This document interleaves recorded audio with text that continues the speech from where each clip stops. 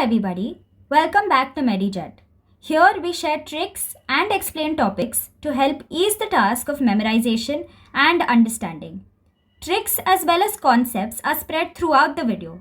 If you're in a hurry, feel free to use the timestamps provided in the description to navigate yourself to a specific part of the video. For quicker access to MediJet videos, you may join our WhatsApp and Telegram group. The link is in the description.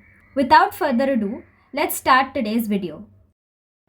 Hello everybody, in this video we'll solve the confusion between the coracoid process and the coronoid process. Coracoid process is a beak-shaped structure that emerges from the scapula and it is directed anterolaterally, while the coronoid process is a triangular process that projects forward from the proximal part of the ulna. A trick to memorize that the coracoid process is a part of the scapula and the coronoid process is a part of the ulna is looking at the only letters that differentiate these two words, C and N. C is scapula,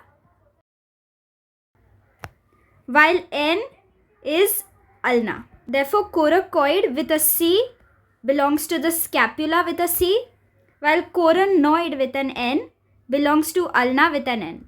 That's all we have for today. Thank you.